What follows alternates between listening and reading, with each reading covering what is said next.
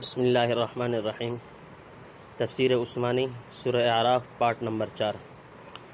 قال الملأ الذین استکبروا من قومہ، بولے سردار جو متکبر تھے اس کی قوم میں، لنخرجنک، ہم ضرور نکال دیں گے، یا شعیب، اے شعیب تجھ کو، والذین آمنوا معک، اور ان کو جو کہ ایمان لائے تیرے ساتھ، من قریتنا، اپنے شہر سے، او لتعودن فی ملتنا، یا یہ کہ تم لوٹ آؤ ہمارے دین میں۔ نمبر 1۔ قال اولو کنا کارہین، بولا کیا ہم بیزار ہوں تو بھی۔ نمبر 2۔ قد افترینا علی اللہ کذبا، بے شک ہم نے بہتان باندھا اللہ پر جھوٹا، ان عدنا فی ملتکم، اگر لوٹ آئیں تمہارے دین میں۔ نمبر 3۔ بعد اذ نجانا اللہ منہا، بعد اس کے کہ نجات دے چکا ہم کو اللہ اس سے۔ نمبر 4۔ وما یکون لنا ان نعود فیہا، اور ہمارا کام نہیں کہ لوٹ آئیں اس میں، الا ان یشاء اللہ ربنا، مگر یہ کہ چاہے اللہ رب ہمارا۔ وسع ربنا کل شیء علما، گھیرے ہوئے ہے ہمارا پروردگار سب چیزوں کو اپنے علم میں۔ علی اللہ توکلنا، اللہ ہی پر ہم نے بھروسہ کیا۔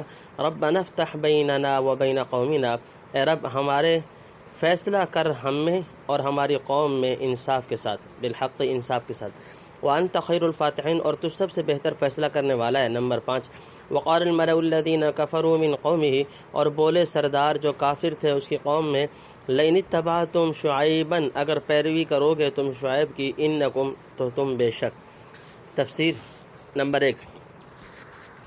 قوم شعیب کا حال۔ عود کے معنی کسی چیز سے نکل کر دوبارہ اسی کی طرف لوٹ جانے کے ہیں۔ حضرت شعیب علیہ السلام کے ساتھیوں کی نسبت تو یہ لفظ حقیقتاً صادق ہو سکتا ہے، کیونکہ وہ لوگ کفر سے نکل کر اسلام میں داخل ہوئے تھے۔ باقی خود حضرت شعیب کی نسبت یہ تصور نہیں ہو سکتا کہ وہ پہلے معاذ اللہ ملت کفار میں داخل تھے پھر مسلمان ہوئے۔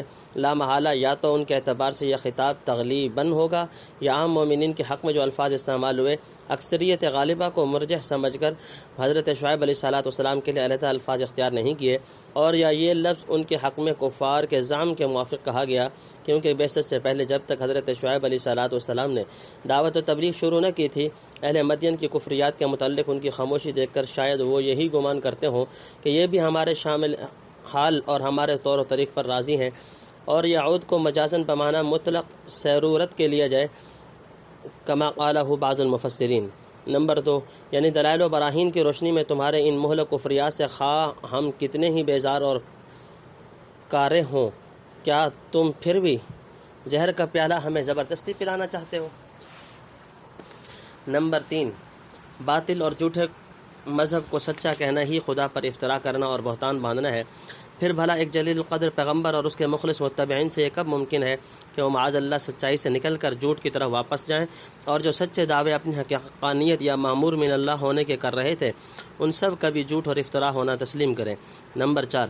کسی کو تو ابتدائے نجات دے چکا کہ اس میں داخل ہی نہ ہونے دیا، جیسے حضرت شعیب علیہ السلام، اور بعضوں کو داخل ہونے کے بعد اس سے نکالا جیسے عامہ مومنین۔ نمبر 5۔ حضرت شعیب علیہ السلام کی دعا، یعنی اپنے اختیار یا تمہارے اکراہ و اجبار سے ممکن نہیں کہ ہم معاذ اللہ کفر کی طرف جائیں۔ ہاں اگر فرض کرو خدا ہی کی مشیت ہم میں سے کسی کی نسبت ایسی ہو جائے تو اس کے ارادے کو کون روک سکتا ہے؟ اگر اس کی حکمت اس کو مقتضی ہو تو وہاں کوئی نہیں بول سکتا، کیونکہ اسی کا علم تمام مصالح اور حکمتوں پر محیط ہے۔ بہرحال تمہاری دھمکیوں سے ہم کو کوئی خوف نہیں، کیونکہ ہمارا بالکل اعتماد اور بھروسہ اپنے خدائے واحد پر ہے۔ کسی کے چاہنے سے کچھ نہیں ہوتا، جو ہوگا اسی کی مشیت اور علم محیط کے تحت میں ہوگا۔ اس لیے ہم اپنے اور تمہارے فیصلہ کرنے کے لیے بھی اسی سے دعا کرتے ہیں، کیونکہ ایسے قادر اور عالم و حکیم سے بہتر کسی کا فیصلہ نہیں ہو سکتا۔ حضرت شعیب کے ان الفاظ سے اندازہ ہو سکتا ہے کہ انبیاء کے قلوب حق تعالیٰ کی عظمت و جبروت اور اپنے عبودیت و افتقار کے کس قدر عظیم و عمیق احساس سے معمور ہوتے ہیں، اور کس طرح ہر آن اور ہر حال میں ان کا توکل و اعتماد تمام وسائل سے منقطع ہو کر اسی وحدہ لا شریک لہ پر پہاڑ سے زیادہ مضبوط اور غیر متزلزل ہوتا ہے۔ اذا لخاسرون، خراب ہوں گے۔ نمبر 1۔ فاخذتهم الرجفة، پھر آ پکڑا ان کو زلزلے نے، فاصبحوا فی دارہم جاثمین، پس صبح کو رہ گئے اپنے گھروں کے اندر اوندھے پڑے۔ نمبر 2۔ الذین کذبوا شعیبا، جنہوں نے جھٹلایا شعیب کو، کأن لم یغنوا فیہا، گویا کبھی بسے ہی نہ تھے وہاں۔ الذین کذبوا شعیبا، جنہوں نے جھٹلایا شعیب کو، کانوا هم الخاسرین، وہی ہوئے خراب۔ نمبر 3۔ فتول عنہم، پھر الٹا پھرا ان لوگوں سے وقال یا قوم لقد ابلغتکم، اور بولا اے میری قوم میں پہنچا چکا تم کو رسالات ربی، پیغام اپنے رب کے، ونصحت لکم، اور خیر خواہی کر چکا تمہاری، فکیف آسا علی قوم کافرین، اب کیا افسوس کروں کافروں پر۔ نمبر 4 وما ارسلنا فی قریۃ من نبی، اور نہیں بھیجا ہم نے کسی بستی میں کوئی نبی، الا اخذنا اہلها بالبأساء، کہ نہ پکڑا ہو ہم نے وہاں کے لوگوں کو سختی، والضراء اور تکلیف میں، لعلہم یضرعون تاکہ وہ گڑ گڑائیں۔ ثم بدلنا مکان السیئۃ الحسنہ، پھر بدل دی ہم نے برائی کی جگہ بھلائی، حتی عفوا یہاں تک کہ وہ بڑھ گئے، وقالوا قد مس آباؤنا الضراء والسراء، اور کہنے لگے کہ پہنچتی رہی ہمارے باپ دادوں کو بھی تکلیف اور خوشی۔ تفسیر نمبر 1، یعنی باپ دادا کا مذہب جھوٹا تو یہ دین کی خرابی ہوئی، اور تجارت میں ناپ تول ٹھیک رکھی تو یہ دنیا کا نقصان ہوا۔ نمبر 2 قوم شعیب پر 3 طرح کے عذاب۔ متعدد آیات کے جمع کرنے سے ظاہر ہوتا ہے کہ ان پر ذلہ، صیحہ، رجفہ 3 طرح کے عذاب آئے، یعنی اول بادل نے سایہ کر لیا جس میں آگ کے شعلے اور چنگاریاں تھیں، پھر آسمان سے سخت ہولناک اور جگر پاش آواز ہوئی، اور نیچے سے زلزلہ آیا۔ ابن کثیر۔ نمبر 3 انہوں نے شعیب اور ان کے ہمراہیوں کو بستی سے نکالنے کی دھمکی دی تھی، سو وہ ہی نہ رہے تو نہ ان کی بستیاں رہیں، اور وہ جو کہتے تھے کہ شعیب علیہ السلام کے اتباع کرنے والے خراب ہوں گے، سو خود ہی خراب اور خائب و خاسر ہو کر رہے۔ نمبر 4 یعنی اب ہلاک ہوئے، پیچھے ایسی قوم پر افسوس کرنے سے کیا حاصل جس کو ہر طرح سمجھایا جا چکا، مؤثر نصیحتیں کی گئیں، آنے والے عواقب و نتائج سے ڈرایا گیا، مگر انہوں نے کسی کی ایک نہ سنی، بلکہ مخلص خیر خواہوں سے دست و گریباں ہی رہے۔ فَأَخَذْنَاهُمْ بَغْتَةً وَهُمْ لَا يَشْعُرُونَ، پھر پکڑا ہم نے ان کو ناگہاں اور ان کو خبر نہ تھی۔ نمبر 1 وَلَوْ أَنَّ أَهْلَ الْقُرَىٰ، اور اگر بستی والے آمنوا ایمان لے آتے، وَاتَّقَوْا لَفَتَحْنَا عَلَيْهِمْ بَرَكَاتٍ مِّنَ السَّمَاءِ وَالْأَرْضِ، اور پرہیزگاری کرتے تو ہم کھول دیتے ان پر نعمتیں آسمان اور زمین سے، وَلَكِنْ كَذَّبُوا، لیکن جھٹلایا انہوں نے، فَأَخَذْنَاهُمْ بِمَا كَانُوا يَكْسِبُونَ، پس پکڑا ہم نے ان کو ان کے اعمال کے بدلے میں۔ نمبر 2 أَفَأَمِنَ أَهْلُ الْقُرَىٰ، اب کیا بے ڈر ہیں بستیوں والے، ان یأتیہم بأسنا، اس بات سے کہ آ پہنچے ان پر آفت ہماری، بیاتن راتوں رات، وہم نائمون جب سوتے ہوں، او امن اہل القریٰ، یہ بے ڈر ہیں بستیوں والے، ان یأتیہم بأسنا، اس بات سے کہ آ پہنچے ان پر عذاب ہمارا، ضحن دن چڑھے، وہم یلعبون جب کہ کھیلتے ہوں۔ نمبر 3 افامنوا مکر اللہ، کیا بے ڈر ہو گئے اللہ کے دو سے، فلا یأمن مکر اللہ الا القوم الخاسرون، سو بے ڈر نہیں ہوتے اللہ کے دو سے مگر خرابی میں پڑنے والے۔ نمبر 4 اولم یہد للذین یرثون الارض، کیا نہیں ظاہر ہوا ان لوگوں پر جو وارث ہوئے زمین کے، من بعد اہلھا، وہاں کے لوگوں کے ہلاک ہونے کے بعد، لو نشاء وصبناہم بذنوبہم، کہ اگر ہم چاہیں تو ان کو پکڑ لیں ان کے گناہوں پر۔ نمبر 5 ونطبع، اور ہم نے مہر کر دی۔ تفسیر نمبر 1 انبیاء کو جھٹلانے والوں کی آزمائش۔ پیغمبروں کی بعثت کے وقت جب عموماً لوگ تکذیب و مقابلہ سے پیش آتے ہیں تو خدا کی طرف سے ابتدائی تنبیہ کے طور پر بیماری، قحط اور مختلف قسم کی سختیاں اور تکلیفیں مسلط کی جاتی ہیں تاکہ مکذبین تازیانے کھا کر شرارتوں سے باز آ جائیں اور بارگاہ الہی کی طرف جھکیں۔ جب ان تنبیہات کا اثر قبول نہیں کرتے تو سختیوں اور مصیبتوں کو ہٹا کر ان پر فراخی اور عیش و خوشحالی وغیرہ بھیجی جاتی ہے کہ یہ احسانات سے متاثر ہو کر کچھ شرمائیں اور حضرت ربوبیت کی طرف متوجہ ہوں، یا عیش و ثروت کے نشے میں چور ہو کر بالکل ہی غافل و بدمست بن جائیں، گویا جہاں تک صحت، اولاد اور دولت و حکومت بڑھتی جائے اسی کے ساتھ ان کی نخوت و غفلت میں بھی ترقی ہو، حتیٰ کہ پچھلی سختیوں کو یہ کہہ کر فراموش کر دیں کہ تکلیف اور راحت کا سلسلہ تو پہلے ہی سے چلا آتا ہے، ہمارے کفر و تکذیب کو اس میں کچھ دخل نہیں، ورنہ اب خوشحالی کیوں حاصل ہوتی۔ یہ سب زمانہ کے اتفاقات ہیں جو ہمارے اسلاف کو بھی اسی طرح پیش آتے رہے ہیں۔ اس حد پر پہنچ کر ناگہاں خدا کا عذاب آ دباتا ہے جس کی اپنے عیش و آرام میں انہیں خبر بھی نہ ہوتی۔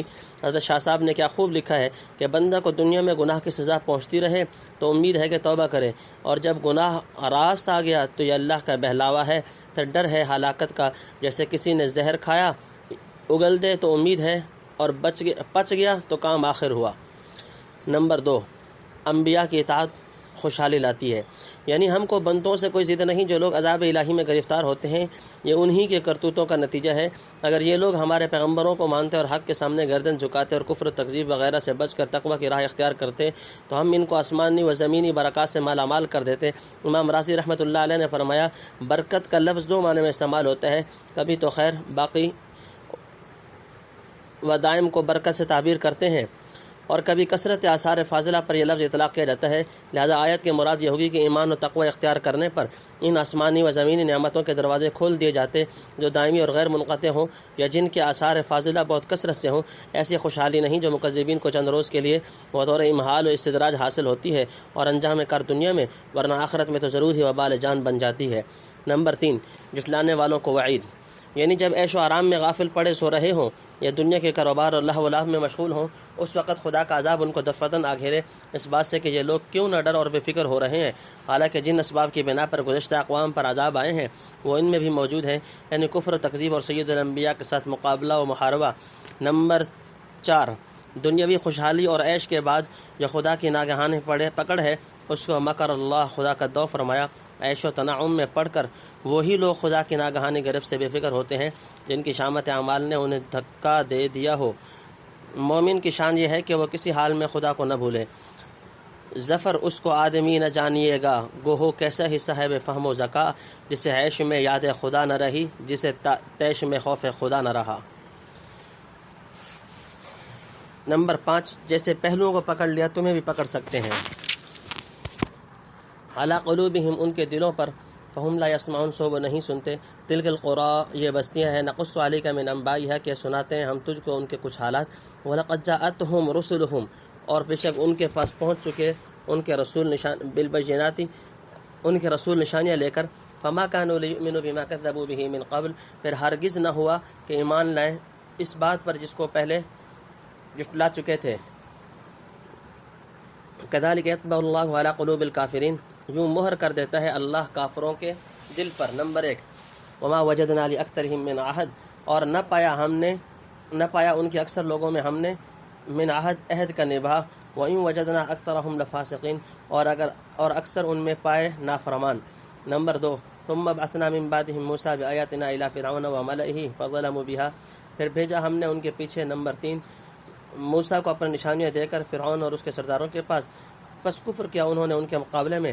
فانظر کیف کان عاقبۃ المفسدین، سو دیکھ کیا انجام ہوا مفسدوں کا۔ نمبر 4، فقال موسیٰ یا فرعون، اور کہا موسیٰ نے اے فرعون، انی رسول من رب العالمین، میں رسول ہوں پروردگار عالم کا، حقیق علی الا اقول، قائم ہوں اس بات پر کہ نہ کہوں۔ تفسیر۔ نمبر 1، گزشتہ واقعات سے عبرت، یعنی جس چیز کا ایک دفعہ انکار کر بیٹھے پھر کتنے ہی نشان دیکھیں، دنیا ادھر سے ادھر ہو جائے، ممکن نہیں کہ اسے قرار کر لیں۔ جب حق تعالیٰ کے مقابلے میں کسی قوم کی ضد اور ہٹ اس درجے تک پہنچ جاتی ہے، تب عادتاً اصلاح حال و قبول حق کا امکان باقی نہیں رہتا۔ یہی صورت دلوں پر مہر لگ جانے کی ہوتی ہے۔ یہاں واضح فرما دیا کہ اللہ کی طرف سے دلوں پر مہر لگا دینے کا کیا مطلب ہے۔ تنبیہ، وَلَقَدْ جَاءَتْهُمْ رُسُلُهُمْ بِالْبَيِّنَاتِ سے معلوم ہو گیا کہ جو انبیاء علیہم السلام قوم نوح، عاد، سمود اور قوم لوط اور اہل مدین کی بستیوں کی طرف مبعوث ہوئے، وہ سب بینات، واضح نشانیاں دے کر بھیجے گئے۔ پس ہود علیہ السلام کی قوم کا یہ کہنا، یا ہود ما جئتنا ببینہ الی آخرہ، محض تعنت و عناد کے راہ سے تھا۔ نمبر 2، عہد سے ممکن ہے کہ عام عہد مراد ہوں یا خاص عہد الستو کا ارادہ کیا گیا ہو، یا وہ عہد جو مصائب اور سختیوں کے وقت کرتے تھے کہ فلاں سختی اٹھا لی جائے تو ہم ضرور ایمان لے آئیں گے، جیسے فرعونیوں نے کہا تھا، کشفت عنا الرجز لنؤمنن لك ولنرسلن به معك بني اسرائیل فلما کشفنا عنهم الرجز الى اجل هم بالغوه اذا هم ينكثون۔ نمبر 3، حضرت موسیٰ کا فرعون سے مناظرہ، یعنی جن انبیاء کا پہلے ذکر ہوا، نوح، ہود، صالح، لوط، شعیب علیہم السلام، موسیٰ علیہ السلام، ان سب کے بعد تشریف لائے۔ ان پیغمبروں کا ذکر فرمانے کے بعد درمیان میں سنت اللہ بیان فرمائی تھی جو مکذبین کے متعلق جاری رہی، جس کے ضمن میں موجودہ جماعت کفار کو متنبع فرما دیا گیا۔ اس درمیانی مضمون سے فارغ ہو کر پھر سلسلہ بعثت رسل کی ایک عظیم الشان کڑی کا ذکر شروع کرتے ہیں۔ نمبر 4، اس سے زیادہ مفسد کون ہوگا جو خدا کے سفراء کو جھٹلائے، آیت اللہ کی تکذیب اور حق تلفی کرے، مخلوق خدا سے اپنی پرستش کرائے۔ آگے ضروری واقعات ذکر فرما کر اس انجام کی تفصیل بیان کی گئی۔ علی اللہ الا الحق، اللہ کی طرف سے مگر جو سچ ہے۔ وجئتکم ببینۃ من ربکم، لایا ہوں تمہارے پاس نشانیاں تمہارے رب کی۔ نمبر 1، فارسل معی بنی اسرائیل، سو بھیج دے میرے ساتھ بنی اسرائیل کو۔ نمبر 2، قال ان کنت جئت بآیۃ فأت بها، بولا اگر تو آیا ہے کوئی نشانی لے کر تو اس کو لا۔ ان کنت من الصادقین، اگر تو سچا ہے۔ فالقى عصاه فاذا هي ثعبان مبین، تب ڈال دیا اس نے اپنا عصا تو اسی وقت ہو گیا اژدہا صریح۔ نمبر 3، ونزع یدہ اور نکالا اپنا ہاتھ فإذا هي بيضاء للناظرین تو اسی وقت وہ سفید نظر آنے لگا دیکھنے والوں کو۔ نمبر 4 قال الملأ من قوم فرعون ان هذا لساحر علیم بولے سردار فرعون کے قوم کے یہ تو کوئی بڑا واقف جادوگر ہے۔ نمبر 5 یرید ان یخرجکم من ارضکم نکالنا چاہتا ہے تم کو تمہارے ملک سے، وماذا تأمرون اب تمہاری کیا صلاح ہے۔ نمبر 6 قالوا ارجه اخاہ بولے ڈھیل دے اس کو اور اس کے بھائی کو، وارسل فی المدائن حاشرین اور بھیج پرگنوں میں جمع کرنے والوں کو، یا تو کبھی کلی ساحر علیم کے جمع کر لائیں تیرے پاس جو ہو کامل جادوگر۔ نمبر 7 وجاء السحرہ فرعون قالوا ان لنا اور آئے جادوگر فرعون کے پاس بولے ہمارے لیے۔ تفسیر نمبر 1 اکثر مفسرین حقیقت کے معنی جدیر لائق کے لیے ہیں، اس لیے اعلیٰ کو بمعنی با لینا پڑا ہے، یعنی میری شان کے یہی لائق ہے کہ خدا کی طرف سے کوئی ناحق اور غلط بات نہ کہوں۔ بعضوں نے حقیق کو بمعنی حریص لیا ہے، لیکن مترجم محقق رحمہ اللہ نے حقیق کو قائم و ثابت کے معنی میں لیا، جس کا مطلب یہ ہوگا کہ میں بدون ادنا تزلزل اور تذبذب کے پوری مضبوطی اور استقلال کے ساتھ اس پر قائم ہوں کہ سچ کے سوا کوئی چیز زبان سے نہ نکالوں، خدا کا پیام بلا کم و کاس تم کو پہنچا دوں اور تمہاری تکذیب و تخویف کی وجہ سے ذرا بھی نہ ڈگمگاؤں۔ نمبر 2 بنی اسرائیل کی رہائی کا مطالبہ۔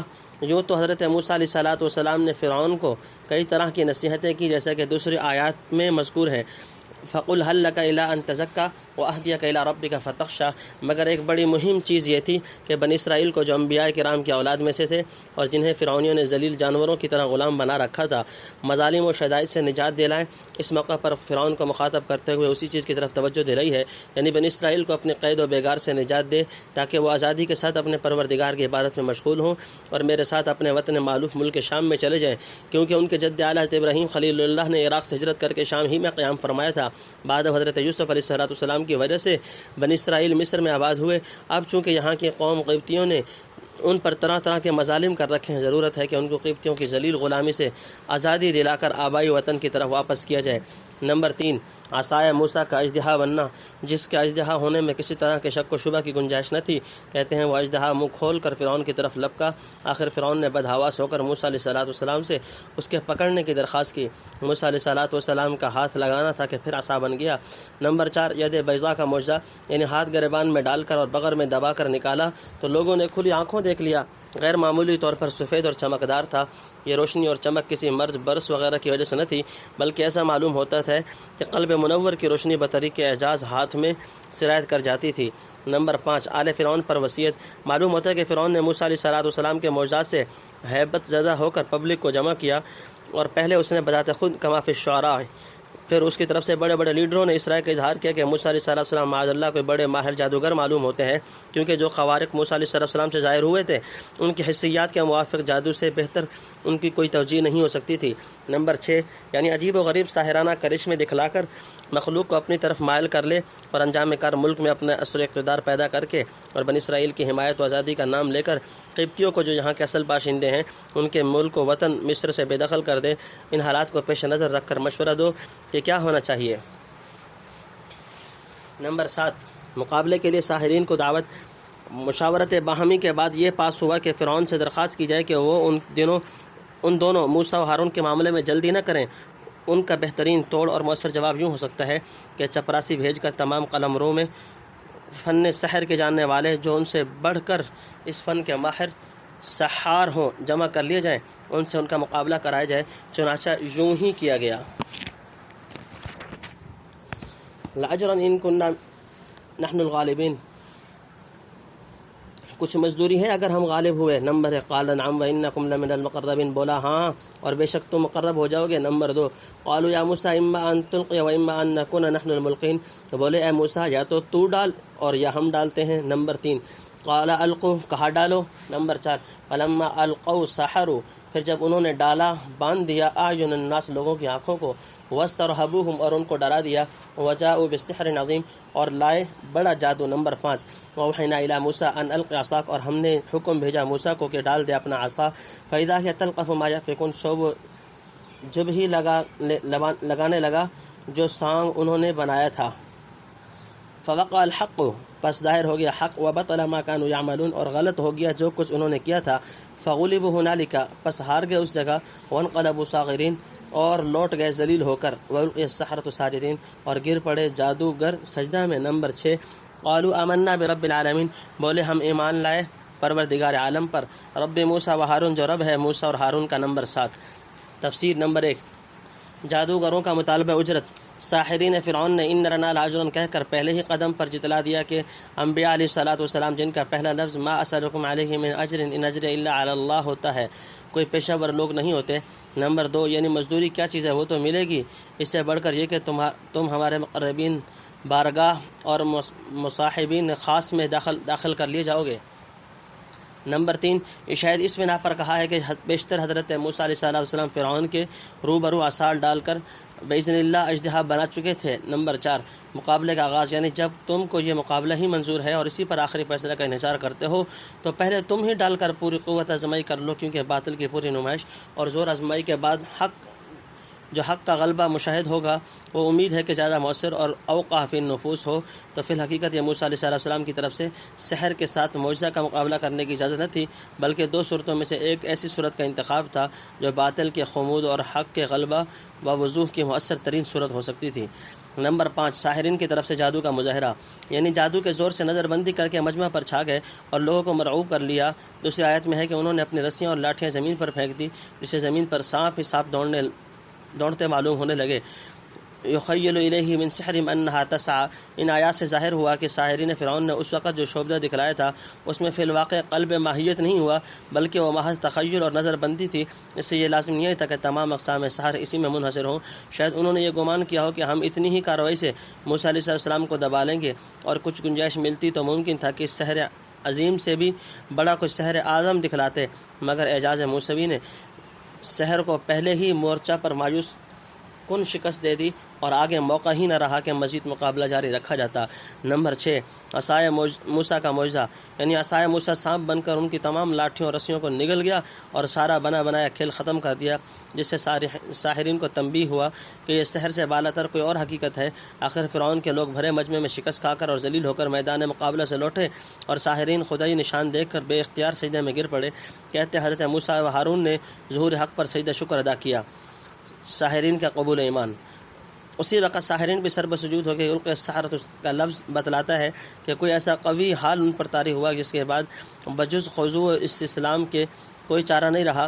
رحمت الہیہ کا کیا کہنا کہ جو لوگ ابھی پیغمبر خدا سے نبرد آزمائی کر رہے تھے سجدے سے سر اٹھاتے ہی اولیاء اللہ اور عارف کامل بن گئے۔ نمبر 7 چونکہ فرعون بھی اپنے نسبت انا ربکم الاعلیٰ کہتا تھا، شاید اس لیے رب العالمین کے ساتھ ربی موسیٰ و ہارون کہنے کی ضرورت ہوئی۔ اس میں یہ بھی اشارہ ہو گیا کہ بے شک جہان کا پروردگار ہی وہی ہو سکتا ہے جس نے موسیٰ و ہارون کو اپنے خاص ربوبیت سے بدون توسط اسباب ظاہرہ دنیا کے متکبروں پر اعلیٰ رؤوس الاشہاد اسی طرح غالب کر کے دکھلایا۔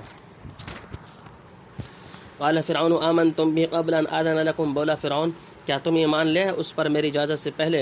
ان هذا لمکر مکرتموہ، یہ تو مکر ہے جو بنایا تم سب نے، پھر مدینہ اس شہر میں لتخرجوا منها اہلها، تاکہ نکال دو اس شہر سے اس کے رہنے والوں کو، فسوف تعلمون، سو اب تم کو معلوم ہو جائے گا۔ نمبر 1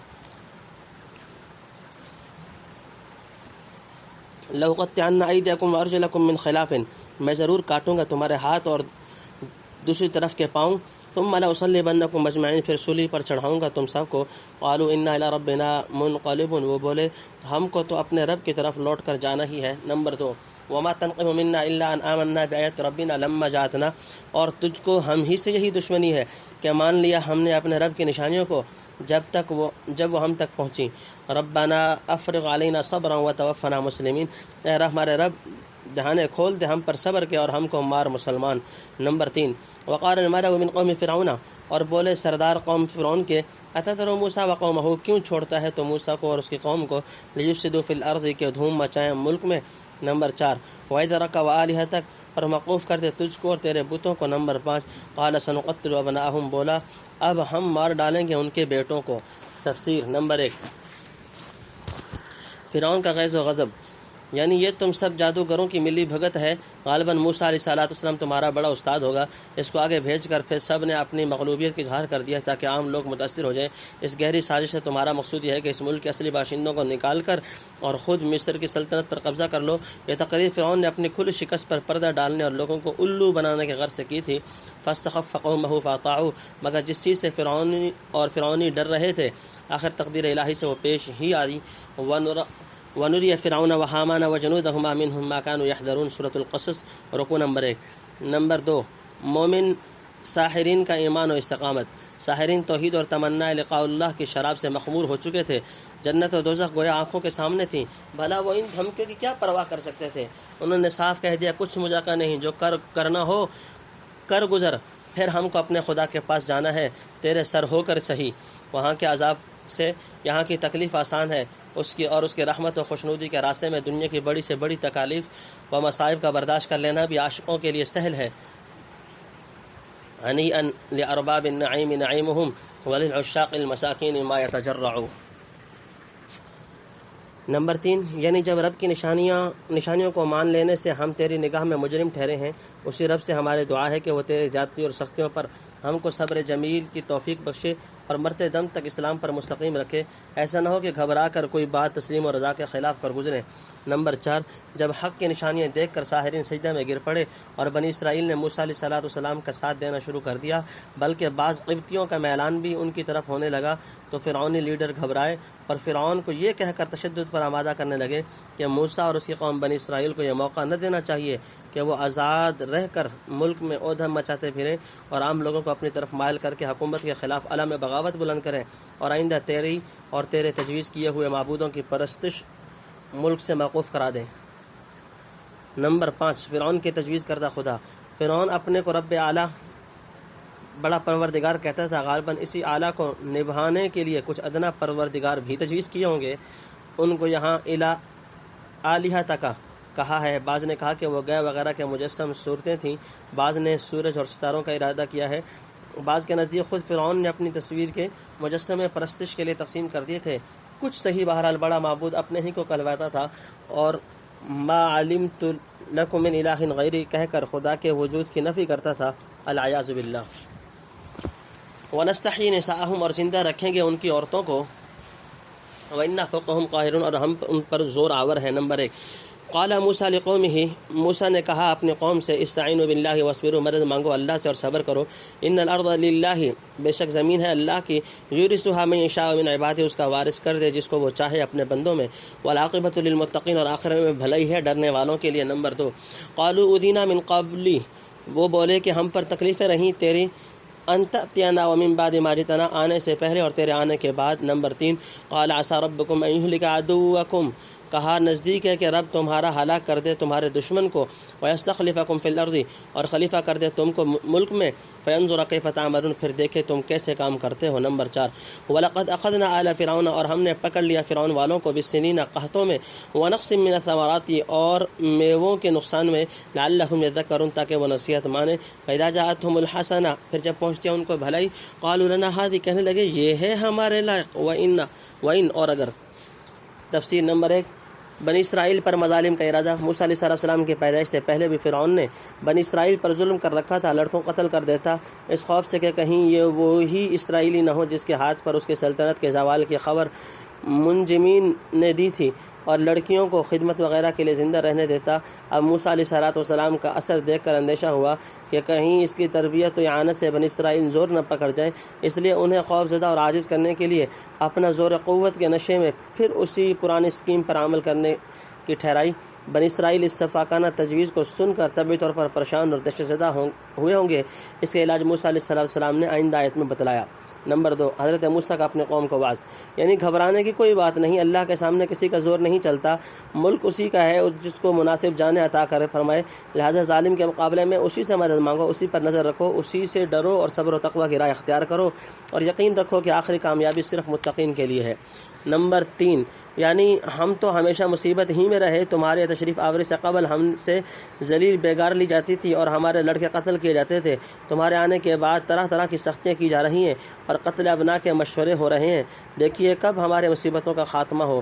نمبر 4 حضرت موسیٰ علیہ السلام نے تسلی دی کہ زیادہ مت گھبراؤ، خدا کی مدد قریب آ گئی ہے، تم دیکھ لو گے تمہارا دشمن ہلاک کر دیا جائے گا اور تم کو ان کے اموال و املاک کا مالک بنا دیا جائے گا، تاکہ جس طرح آج سختی و غلامی میں تمہارا امتحان ہو رہا ہے اس وقت خوشحالی اور آزادی دے کر آزمایا جائے کہ کہاں تک اس کی نعمتوں کی قدر اور احسانات کی شکر گزاری کرتے ہو۔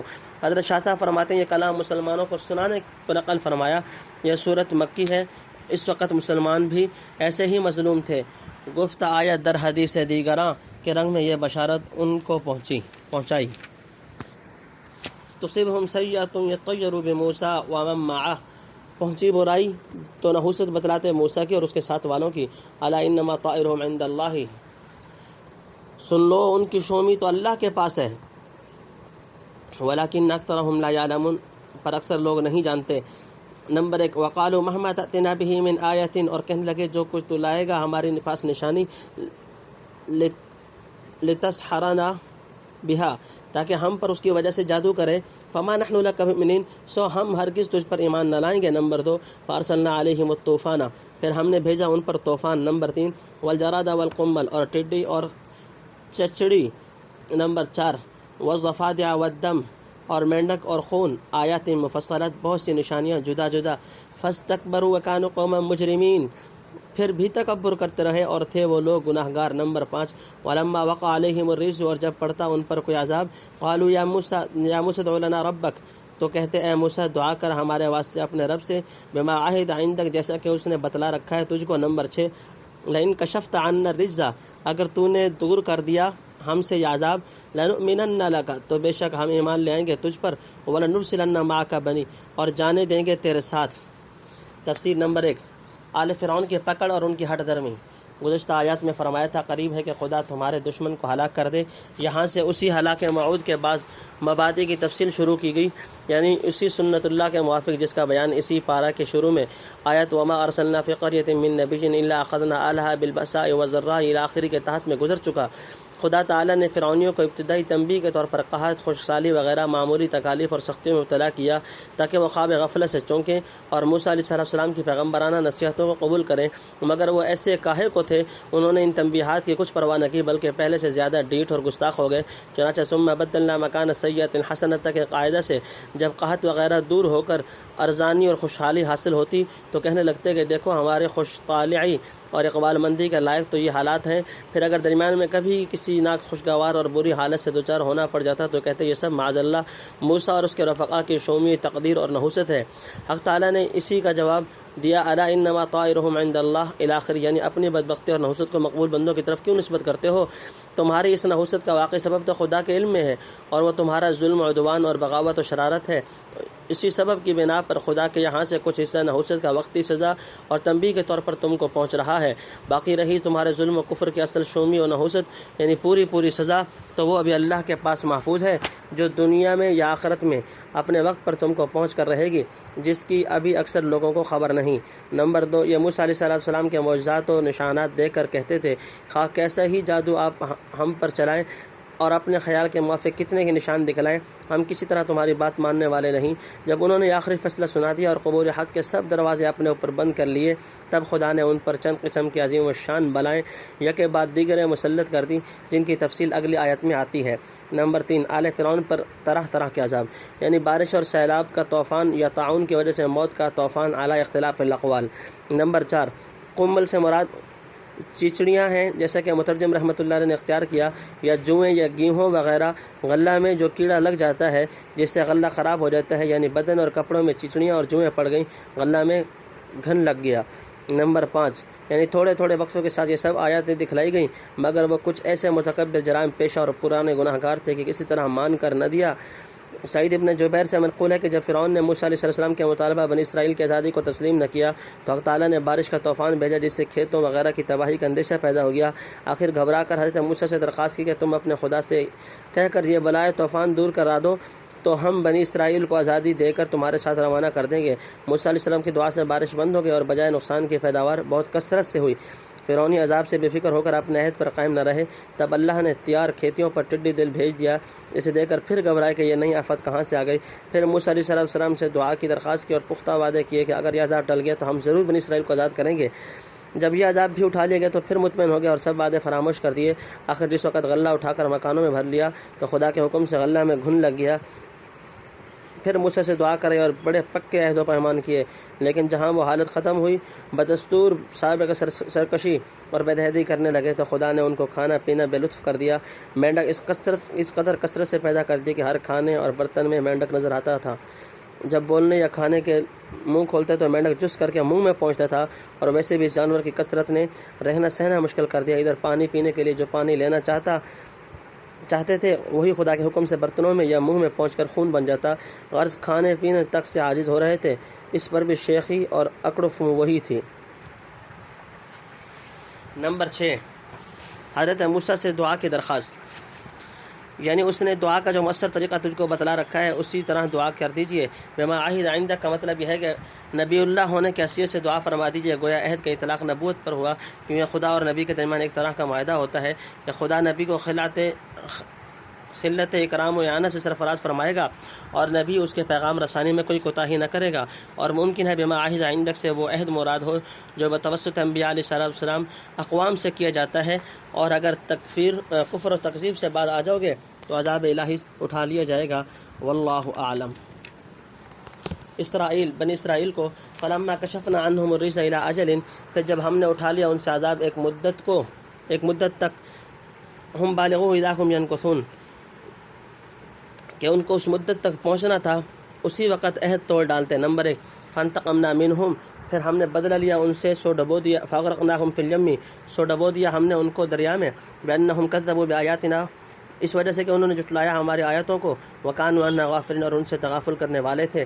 نمبر 2، وَأَوْرَثْنَا الْقَوْمَ الَّذِينَ كَانُوا يُسْتَضْعَفُونَ، اور وارث کر دیا ہم نے ان لوگوں کو جو کمزور سمجھے جاتے تھے۔ نمبر 3، مشارق الارض و مغاربہا، اس زمین کے مشرق اور مغرب کا، التی بارکنا فیہا، کہ جس میں برکت رکھی ہے ہم نے۔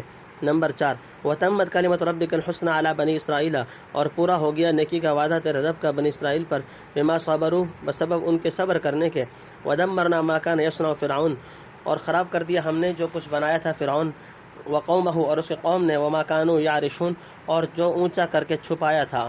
نمبر 5، وجاوزنا ببنی اسرائیل البحر، اور پار اتارا ہم نے بنی اسرائیل کو دریا سے، فاتوا علی قوم یعکفون علی، تو پہنچے ایک قوم پر جو پوجنے میں لگ رہے تھے۔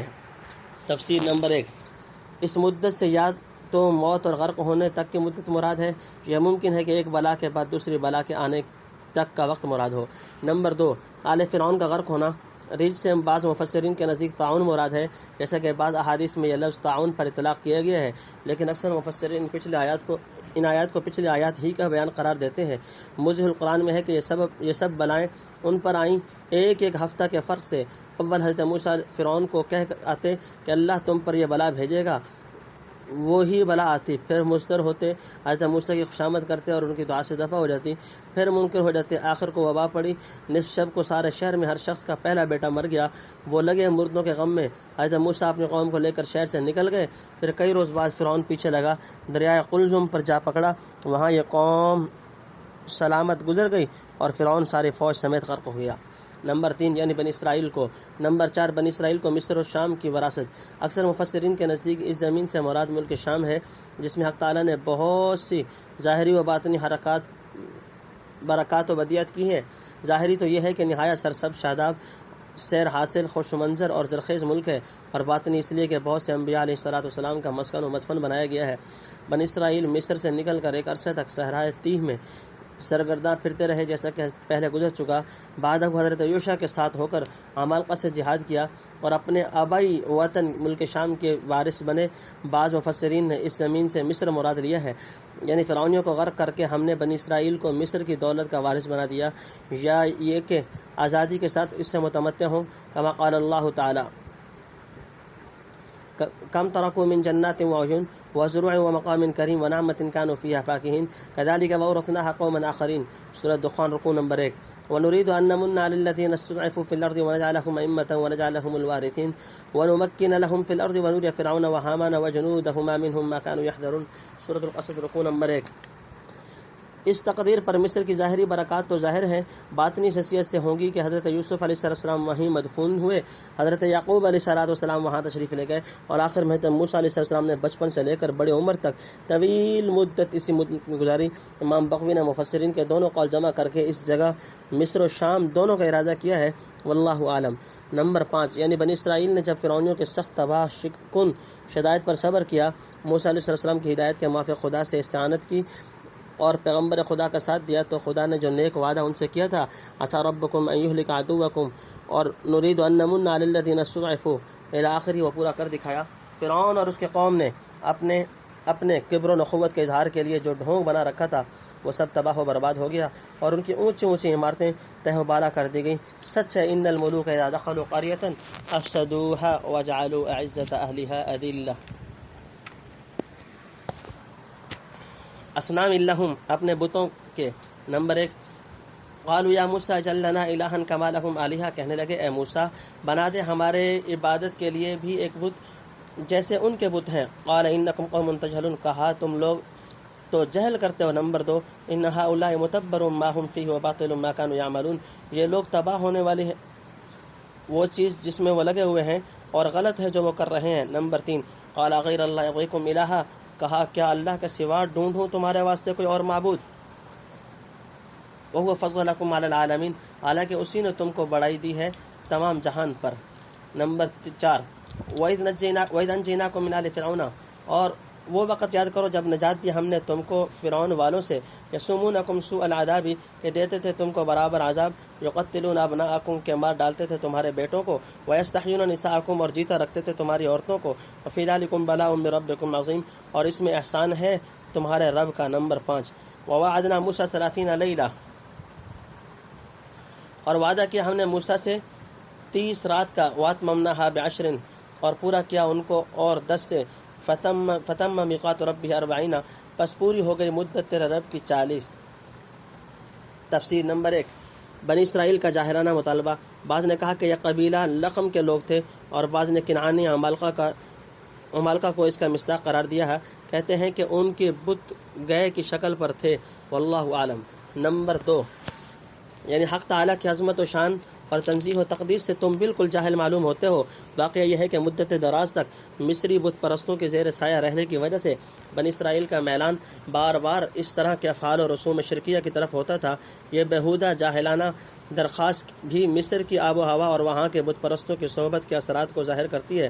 حضرت شاہ صاحب رحمۃ اللہ علیہ لکھتے ہیں کہ جاہل آدمی نرے بے صورت معبود کی عبادت سے تسکین نہیں پاتا جب تک سامنے ایک صورت نہ ہو۔ وہ قوم دیکھی کہ گاؤں کی صورت پوجتی تھی، ان کو بھی یہ ہوس آئی، آخر سونے کا بچڑا بنایا اور پوجا۔ نمبر 3، قوم کو حضرت موسیٰ کی نصیحت، یعنی ان کا بت پرستی کا مذہب میرے اور اہل حق کے ہاتھوں سے آئندہ تباہ ہونے والا ہے، اور جو کچھ سوانگ یہ اب تک بناتے رہے ہیں یہ محض باطل، غلط، بیکار اور بے حقیقت ہے۔ نمبر 4، یعنی خدا کے انعامات عظیمہ کی شکر گزاری اور حق شناسی کیا یہی ہو سکتی ہے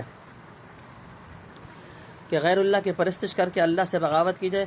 بڑی بے شرمی کا مقام ہے کہ جس مخلوق کو خدا نے سارے جہان پر فضیلت دی ہے وہ اپنے ہاتھ سے بنائی ہوئی مورتیوں کے سامنے سر بسجود ہو۔ کیا مفضول افضل کا معبود بن سکتا ہے؟ نمبر 5، اس کی تفسیر پارہ الف لام میم کے ربع کے بعد ملاحظہ کی جائے، یہ مضمون وہاں گزر چکا ہے، یعنی جس خدا نے بھی ابھی تم پر ایسا عظیم الشان احسان فرمایا، کیا اسے چھوڑ کر لکڑیوں اور پتھروں کے سامنے جھکتے ہو؟ لیلتن،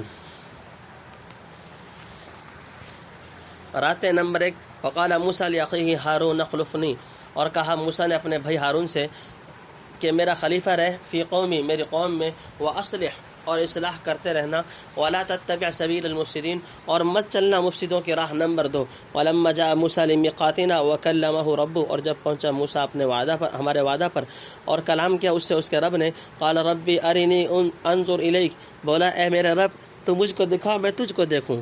نمبر 3، قال لن ترانی، فرمایا تو مجھ کو ہرگز نہیں دیکھے گا۔ نمبر 4، ولکن انظر الی الجبل، لیکن تو دیکھتا رہے پہاڑ کی طرف، فإن استقر مکانہ، اگر وہ اپنی جگہ پر ٹھہرا رہا، فسوف ترانی، تو تو مجھ کو دیکھ لے گا۔ نمبر 5 فلما تجلی ربہ للجبل، پھر جب تجلی کی اس کے رب نے پہاڑ کی طرف، جعلہ دکا وخر، کر دیا اس کو ڈھا کر برابر اور گر پڑا۔ تفسیر نمبر 1 کوہ طور پر 40 راتوں کا وعدہ۔ جب بنی اسرائیل کو طرح طرح کی پریشانیوں سے اطمینان نصیب ہوا تو انہوں نے موسیٰ علیہ السلام سے درخواست کی کہ اب ہمارے لیے کوئی آسمانی شریعت لائیے جس پر ہم دل جمی کے ساتھ عمل کر کے دکھلائیں۔ موسیٰ علیہ السلام نے ان کا معروضہ بارگاہ الہی میں پیش کر دیا۔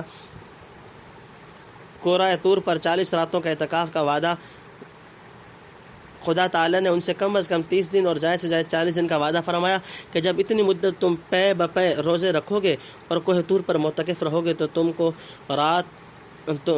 کو تورات اور آداب تقرب ادا کرنے کے اعتبار سے کسی قسم کی کوتاہی اور تقصیر ظاہر نہ کی تو اقل مدت 30 دن کافی ہوں گے، ورنہ اکثر الاجلین 40 روز پورے کرنے پڑیں گے، یا شروع سے 30 دن ضروری اور لازمی میعاد کیے ہوں کے طور پر ہوں اور 40 دن پورا کرنا اختیاری اور استحبابی حیثیت سے اصل میعاد کی تکمیل و تتمیم کے طور پر رکھے گئے ہوں، جیسے شعیب علیہ السلام نے موسیٰ علیہ السلام کو اپنی بیٹی دیتے وقت فرمایا تھا الا ان تأجرنی 8 حجج فإن أتممت 10 فمن عندك وما أريد أن أشق عليك، سورۃ القصص رکوع نمبر 3۔ اور ہمارے زمانہ کے بعض مصنفین نے یہ کہا ہے کہ اصل میعاد 40 ہی دن کی تھی، جیسا کہ سورہ بقرہ میں مذکور ہے۔ یہاں بھی فتم میقات ربہ میں اشارہ کیا گیا، یہ اسی 40 دن کے بیان کا ایک پیرایا ہے کہ ہم نے 30 دن کا وعدہ کیا تھا جن کا تتمہ 10 دن اور تھے، تاکہ اشارہ ہو جائے کہ ایک مہینہ سالم ذی قعدہ پورا کر کے دوسرے مہینہ ذی الحجہ میں سے 10 دن اور بڑھائے گئے۔ اس طرح یکم ذی القعدہ سے شروع ہو کر 10 ذی الحجہ کو چلہ پورا ہوا، جیسا کہ اکثر سلف سے منقول ہے۔ واللہ اعلم، موضح القرآن میں ہے حق تعالیٰ نے وعدہ دیا کہ حضرت موسیٰ علیہ السلام کو پہاڑ پر 30 رات خلوت کرو کہ تمہاری قوم کو تورات دوں۔ اس مدت میں انہوں نے ایک دن مسواک کی، فرشتوں کو ان کے منہ کی بو سے خوشی تھی، وہ جاتی رہی، اس کے بدلے 10 رات اور بڑھا کر مدت پوری کی۔ نمبر 2 حضرت ہارون کو نیابت کی ذمہ داری، یعنی میری غیبیت میں میرا حصہ کا کام بھی تم ہی کرو۔ گویا حکومت اور ریاست کے جو اختیارات موسیٰ علیہ السلام کے ساتھ مخصوص تھے وہ ہارون علیہ السلام کو تفویض کر دیے گئے، اور چونکہ بنی اسرائیل کی تلون مزاجی اور سست اعتقادی کا پورا تجربہ رکھتے تھے، اس لیے بڑی تصریح و تاکید سے ہارون صلی اللہ علیہ وسلم کو متنبہ کر دیا کہ اگر میرے پیچھے یہ لوگ گڑبڑ مچائیں تو تم اصلاح کرنا اور میرے طریق پر کاربند رہنا، مفسدہ پردازوں کی راہ پر مت چلنا۔ خدا کی مشیت کے موسیٰ علیہ السلام یہ وصیت کر کے ادھر گئے۔ ادھر بنی اسرائیل نے گوسالہ پرستی شروع کر دی، مگر حضرت ہارون نے موجودہ بائبل نویسوں کو علی الرغم یا قومی انما فتنتم به وان ربکم الرحمن فاتبعونی واطیعوا امری کہہ کر ان کی گمراہی اور اپنی بیزاری کا صاف صاف اعلان کر دیا اور وصیت موسوی کے موافق اصلاح حال کی امکانی کوشش کی۔ نمبر 3 حضرت موسیٰ علیہ السلام کی دیدار حق تعالیٰ کی درخواست۔ 40 دن کی میعاد پوری ہو چکنے پر حق تعالیٰ نے موسیٰ علیہ السلام کو کسی مخصوص و ممتاز رنگ میں شرف مکالمہ بخشا۔ اس وقت حضرت موسیٰ علیہ السلام کو بلا واسطہ کلام الہی سننے کی لذت بے پایاں حاصل ہوئی تو کمال اشتیاق سے متکلم کے دیدار کی آرزو کرنے لگے اور بے ساختہ درخواست کر دی، رب ارنی انظر الیک، اے میرے پروردگار میرے اور اپنے درمیان سے حجاب اور ممانع اٹھا دیجئے اور وجہ انور بے حجاب سامنے کر دیجئے کہ ایک نظر دیکھ سکوں۔ نمبر 4 کوہ طور پر حق تعالیٰ کی تجلی، یعنی دنیا میں کسی مخلوق کا یہ فانی وجود اور فانی قوا اس ذوالجلال والاکرام لم یزل ولا یزال کے دیدار کا تحمل نہیں کر سکتے۔ اس سے ثابت ہوا کہ دنیا میں کسی کو موت سے پہلے دیدار خداوندی کا شرف حاصل ہونا شرعاً ممتنع ہے، وہ عقلاً ممکن ہے، کیونکہ اگر امکان عقلی بھی نہ مانا جائے تو موسیٰ علیہ السلام جیسے جلیل قدر پیغمبر کی نسبت یہ خیال نہیں کیا جا سکتا کہ وہ ایک محال عقلی کی درخواست کرتے۔ اہل سنت والجماعت کا یہی مذہب ہے کہ رؤیت باری دنیا میں عقلاً ممکن نہیں، شرعاً ممتنع الوقوع ہے، اور آخرت میں اس کا وقوع نصوص قطعیہ سے ثابت ہے۔ رہی رسول اللہ صلی اللہ علیہ وسلم کی رؤیت شب معراج میں، وہ اختلافی مسئلہ جس کا ذکر انشاءاللہ سورہ نجم میں آئے گا۔ نمبر 5 یعنی تم پہاڑ کی طرف دیکھتے رہو، ہم اپنے جمال مبارک کی ایک ذرا سی جھلک اس پر ڈالتے ہیں۔ اگر پہاڑ جیسی سختی اور مضبوط چیز اس کو برداشت کر سکی تو ممکن ہے تم کو بھی اس کا تحمل کرا دیا جائے، ورنہ سمجھ لیجئے جس چیز کا تحمل پہاڑ سے نہ ہو سکے کسی انسان کی مادی ترکیب اور جسمانی آنکھوں سے کیسے برداشت کر سکتی ہیں۔ اگرچہ قلبی اور روحانی طاقت کے اعتبار سے زمین اور آسمان، پہاڑ، سب چیزوں سے انسان فائق ہو، اس لیے موسیٰ علیہ السلام جس وحی الہی کے حامل تھے، بلکہ دوسرے انسان بھی جس امانت عظیمہ کے حامل ہیں، پہاڑ وغیرہ اس کے اٹھانے پر قادر نہیں۔ فأبين أن يحملنها وأشفقن منها وحملها الإنسان. سورہ احزاب رکوع نمبر 9. لو انزلنا هذا القرآن على جبل لرأيته خاشعا متصدعا من خشية الله. سورہ الحشر رکوع نمبر 3. تاہم جس چیز کا تعلق ظاہری آنکھوں یا بدن کے مادی قوت سے ہو اس میں انسان دوسری عظیم الخلقت چیزوں سے بہت کمزور واقع ہوا ہے. لخلق السماوات والارض اکبر من خلق الناس ولكن اکثر الناس لا يعلمون. سورہ مومن رکوع نمبر 6. وخلق الانسان ضعیفا. سورہ نساء رکوع نمبر 5. اس جگہ موسیٰ علیہ السلام کو انسانی وجود کی اسی کمزوری کی طرف توجہ دلائی گئی ہے. موسیٰ صاعقہ، موسیٰ بے ہوش ہو کر نمبر 1. فلما افاق قال سبحانک تبت الیک. پھر جب ہوش میں آیا قال بولا سبحانک تیری ذات پاک ہے، تبت الیک میں نے توبہ کی تیری طرف، وانا اول المؤمنین اور میں سب سے پہلے یقین لایا. نمبر 2. قال یا موسیٰ انی اصطفیتک علی الناس برسالاتی. فرمایا اے موسیٰ میں نے تجھ کو امتیاز دیا ہے لوگوں سے اپنے پیغام بھیجنے کا، وہ بھی کلامی اور اپنے کلام کرنے کا. فخذ ما آتیتک وکن من الشاکرین. سو لے جو میں نے تجھ کو دیا اور شاکر رہ. نمبر 3. وَكَتَبْنَا لَهُ فِي الْأَلْوَاحِ اور لکھ دیا ہم نے اس کو تختیوں پر من کل شیء موعظہ ہر قسم کی نصیحت، وتفصیلا اور تفصیل لکل شیء ہر چیز کی. نمبر 4. فَخُذْهَا بِقُوَّةٍ وَأْمُرْ قَوْمَكَ يَأْخُذُوا بِأَحْسَنِهَا. سو پکڑ لے ان کو زور سے، حکم کر اپنے قوم کو کہ پکڑے رہیں اس کی بہتر باتیں. سوریکم دار الفاسقین. ان قریب میں تم کو دکھلاؤں گا گھر نافرمانوں کا. نمبر 5. سأصرف عن آیاتی الذین یتکبرون فی الارض. میں پھیر دوں گا اپنی آیتوں سے ان کو جو تکبر کرتے ہیں زمین میں، بغیر الحق ناحق. وإن یروا کل آیۃ لا یؤمنوا بها اور اگر دیکھ لیں ساری نشانیاں ایمان نہ لائیں ان پر. وإن یروا سبیل اور اگر دیکھیں رستہ. تفسیر. نمبر 1. حق تعالیٰ کی تجلیات بہت طرح کی ہیں. یہ خدا کا ارادی فعل ہے کہ جس چیز پر جس طرح چاہے تجلی فرمائے. پہاڑ جو تجلی ہوئی اس نے معاً پہاڑ کے خاص حصہ کو ریزہ ریزہ کر ڈالا، اور موسیٰ علیہ السلام چونکہ محل تجلی سے قریب تھے ان پر اس قرب محل اور پہاڑ کی ہیبت ناک منظر دیکھنے کا یہ اثر ہوا کہ بے ہوش ہو کر گر پڑے. بلا شبہ یوں سمجھ لیجئے کہ بجلی جس چیز پر گرتی ہے اسے جلا کر ایک آن میں کس طرح خاک سیاہ کر دیتی ہے، اور جو لوگ اس مقام کے قریب ہوتے ہیں بسا اوقات انہیں بھی کم و بیش صدمہ پہنچ جاتا ہے. نمبر 2.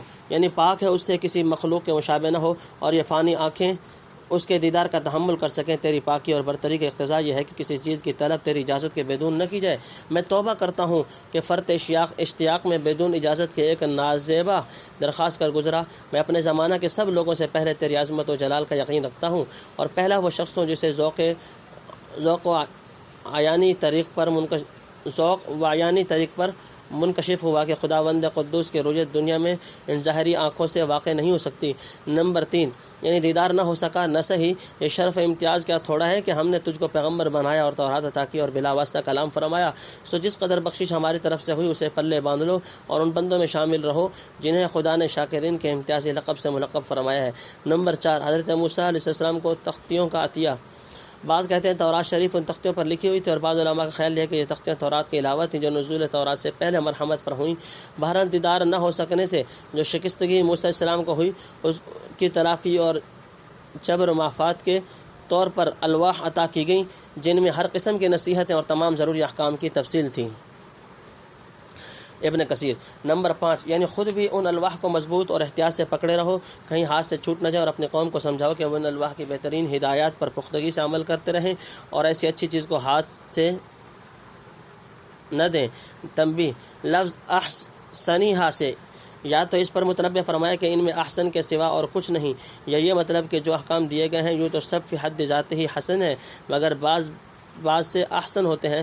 مثلا ظالم سے بدلہ لینا جائز اور حسن ہے، لیکن صبر کرنا اور معاف کر دینا عظیمت اور احسن ہے. گویا بنی اسرائیل کو اس پر آمادہ کرنا تھا کہ عزائم و مندوبات کے اکتساب میں سعی کریں اور خدا کے کامل فرما بردار بنیں. اگر نافرمانی کریں گے تو انہیں نافرمانوں کا گھر دکھلا دیا جائے گا، یعنی آخرت میں دوزخ اور دنیا میں تباہی و رسوائی. اعاذنا اللہ منہما. ابن کثیر و بغوی. اور بعض نے نافرمانوں کے گھر سے شام یا مصر مراد لیا ہے جو نافرمان عمالقہ یا فرعونیوں کے ملک تھا. اس صورت میں آیت بنی اسرائیل کے لیے بشارت ہوگی کہ اگر پوری طرح فرما برداری کرو گے تو نافرمانوں کے ملک تم کو دے دیے جائیں گے. والراجح هو الاول كما رجحه ابن کثیر.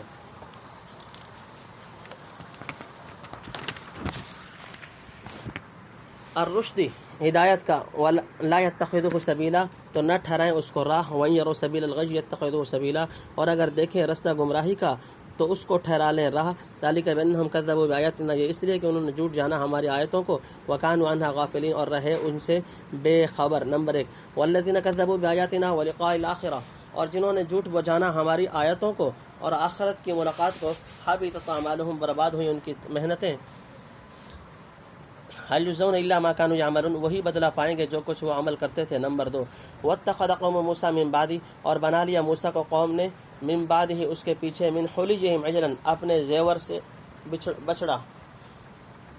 نمبر 3 عجلا بچڑا، جسدا لہ خوار ایک بدن کے اس میں گئے کی آواز تھی، الم یروا انہ لا یکلمہم کیا انہوں نے یہ نہ دیکھا کہ وہ ان سے بات بھی نہیں کرتا، ولا یہدیہم سبیلا اور نہیں بتلاتا رستہ، اتخذوہ وکانوا ظالمین معبود بنا لیا اس کو اور وہ تھے ظالم۔ نمبر 4 ولما سقط فی ایدیہم اور جب پچھتائے، ورأوا انہم قد ضلوا اور سمجھے کہ ہم بے شک گمراہ ہو گئے، قالوا لئن لم یرحمنا ربنا تو کہنے لگے اگر نہ رحم کرے ہم پر ہمارا رب، ویغفر لنا اور نہ بخشے ہم کو۔